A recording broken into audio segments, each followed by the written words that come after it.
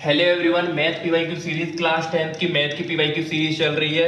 तो ये मेरा क्वेश्चन नंबर 6 है एपी चैप्टर का अर्थमेटिक प्रोग्रेशन का find 11th term of an AP. ये एक आपको एपी दे रखी है और सीबीएसई 2015 2014 2012 ये क्वेश्चन आपका 3 बार रिपीट हुआ है। 2015 में भी आया, 2014 में भी आया, 2012 में भी आया, इसलिए इंपॉर्टेंट हो जाता है। हालांकि आसान क्वेश्चन है, डिफिकल्ट नहीं है, क्योंकि इससे डिफिकल्ट तो आप कर चुके हो और एनसीईआरटी में दे रखे हैं इससे डिफिकल्ट।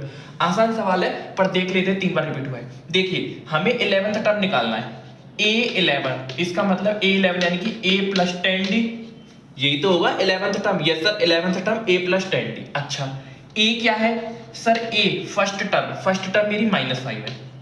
सर D क्या है सर? D है मेरा second term minus first term.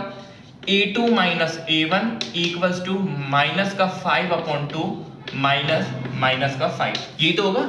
A2 minus A1 मेरा -5 है। Sir minus minus plus.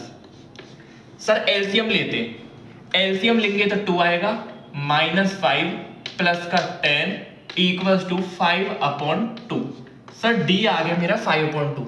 क्या डी आ गया मेरा 5/2? कोई दिक्कत नहीं है, यहां पे रख दीजिए सर।